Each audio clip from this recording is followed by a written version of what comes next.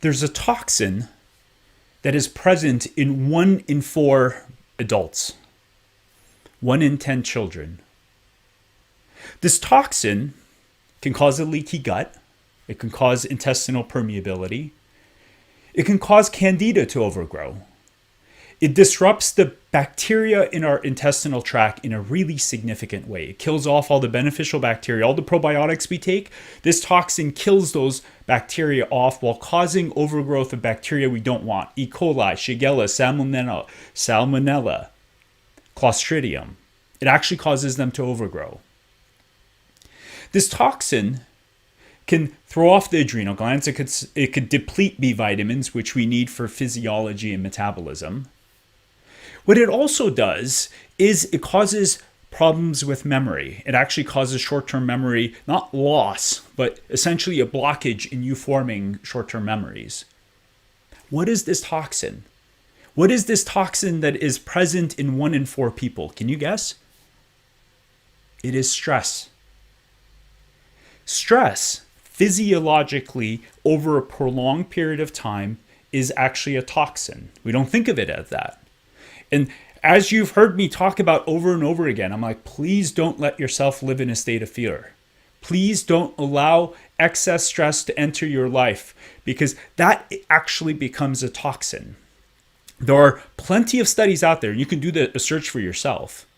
There are plenty of studies out there that talk about how chronic stress leads to intestinal permeability. You don't want to know the exact details of how they have found this, but let's say they made a lot of poor animals suffer. And through that suffering, they actually looked to see what happened. And all kinds of really awful things happened to these poor animals because of the chronic stress. And guess what? We are animals. Human beings are animals. Our physiology is not that much different than these poor other animals. And for some of you, you've probably seen it where you go somewhere, you're really, really stressed. All of a sudden, your bowels do funny things. There's a reason for that. It also turns out that candida, Clostridium, and actually a lot of the other bacteria in our intestinal tract have receptors. They have receptors against catecholamines. Catecholamines are epinephrine, norepinephrine. These catecholamines are actually released into the intestinal tract because of this thing. When we are in a state of stress, catecholamines are being released into our gastrointestinal tract, on top of other reasons why we get a leaky gut. So there's 2 different things going on. Your intestines literally fall apart over time, and the bacteria in your intestines change. So for all of you people who are pounding probiotics, but you're a stressed out mess, guess what? You're killing off those beneficial bacteria. The first thing we need to do is ground ourselves. We need to find our own peace. And as I came into the science, part of what drove me to really try to ultimately balance myself out, and all of the things that I do is all this continuum of how do I further improve my state of balance and health? Because I can tell you, I was not exactly the healthiest of all people before.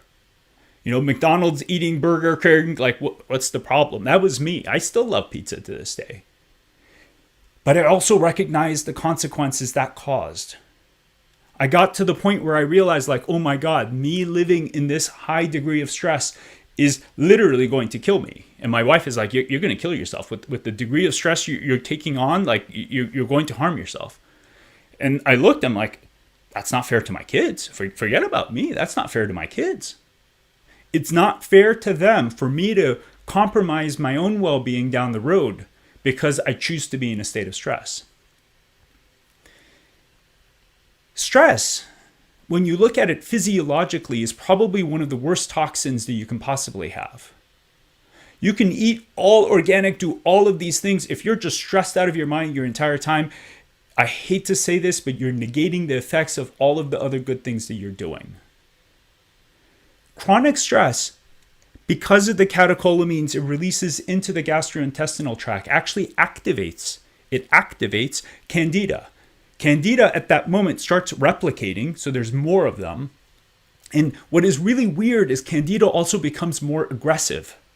So the cellular behavior of that microorganism changes. Same thing with Clostridium, same thing with E. coli, same thing with other gram-negative bacteria. They all become activated in the face of catecholamines. You can look all of this up. It's all out there. You just start doing a search. Catecholamines E. coli, catecholamines candida, candida overgrowth. And you'll see there's this interplay where they release catecholamines, which actually further disrupts the environment. And it's incredible when you think about it. These microbes are highly intelligent. When you look at what they do, there's this thing actually called quorum sensing. And for those of you that are really interested, Dr. Emron Meyer out of UCLA, this guy is a genius. He's actually looking at these interactions. And part of what he says is we have way too dumbed down, way too oversimplified the conversation about the microbes. Microbes live in communities. They literally talk to each other like, hey, buddy, hey, did you hear this? They gossip to each other. They gossip. Like, hey. And then every now and then, there's like this sensing that happens. They're like, ooh, I need to come out of my chill out mode. Like, I've been hanging out. I've been drinking my beer. I'm relaxed. Damn, let me grab my rifle. It's time to go. Clostridium, Candida, all of these gram negatives activate and they replicate. They become aggressive. They start actually trying to penetrate the gut because for them, that is their way out. That's their way of succeeding. And it's perfectly timed when you think about it because stress causes leaky gut. It compromises our gut immune barrier. And all of a sudden, these bacteria are like, let's go. The fence is broken. Their alarm system is down. Let's go. And that's when these start causing really awful problems. What's really weird is while these gram negatives and candida and all of these bad bacteria you don't want overgrow and become aggressive, the beneficial bacteria die off. Lactobacilli, bifidobacters, they all die off. You can do a search for this all by yourself. It's all out there. You don't need to trust me at all. All of this is in the scientific literature. They die off. So the beneficial bacteria that were maintaining an immune response, they were maintaining the barrier, they were calming things down, they die off. So like the beautiful neighborhood with multi-million-dollar homes suddenly turns into like gang-infested territory. You're just like, do not go into that neighborhood. It is not a pretty scene right now. Literally, like do not go there. The nice neighborhood turns into a gang territory because all of a sudden all the bad actors have taken over. And all the good actors have fled. They've died off, actually. Chronic stress is probably one of the worst toxins we can ingest. And we ingest it through this. The more you buy into what is being fed to you, the more you allow chronic stress to enter your life, the more you allow this toxin to affect your health. And I hate to say it, if we're consumed by this, whether we like it or not, our children are seeing it. And I live my life to a good extent to be healthy for my family, to be present with my kids, and to do my very best to help all the kids in my practice. Part of why I've gone to look for health is because of all of these kids. I mean, I wouldn't have done it for myself. But I look at what is at stake, and I think we should all do that. What is at stake for ourselves, for our families, and for our kids? What is at stake? And what is the benefit? I would love someone to tell me one benefit of living in a state of chronic stress, to live in a state of chronic fear. One benefit. I would love someone to say, hey, this is the benefit of doing that. There are no benefits. You're not clear-headed.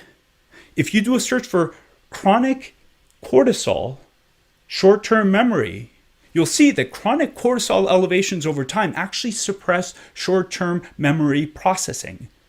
You do not form short-term memories. And I can tell you for myself that there was a very good period in my life where I literally could not remember some of the very basic things throughout my day. I mean, I was that much of a mess. And my mentor, Kamyar Hidayat, is like, and he's so subtle about it. He's like, Pejman, elevations of cortisol over time do suppress short-term memory. Not judging me. He's like, he didn't even say you have it. He just said that. I'm like, Jesus, Kamyar. Okay. That's what it does to us.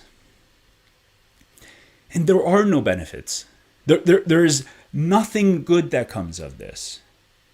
In fact, we just start becoming more reactive to each other, which just further exacerbates the problem.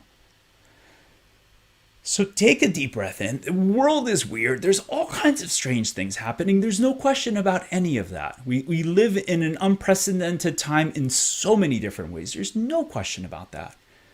Don't allow yourself to be consumed by fear. Please don't live in a state of chronic stress.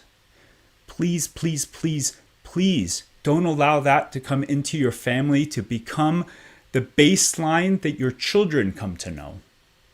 They are our future. They're what matters more than anything else, right? So let's become cognizant. Let's become present. Let's become free of this. I don't even know what to call it. Let's just become free of it. Let's be safe. Let's be responsible. Let's take care of each other. I'm not saying we shouldn't do any of that, but let's let go of this chronic stress. And through that, we can all be healthier. We can make our society healthier. We can make the future for our kids healthier. So I hope you're willing to join me on this. And let's together start changing this dialogue. And while we're safe and careful and doing all of these things, let's just enter into a new state of being where this toxin is not a part of our life, or at least we don't allow it to be a part of our life. Thank you for watching. This is Dr. K. Be well.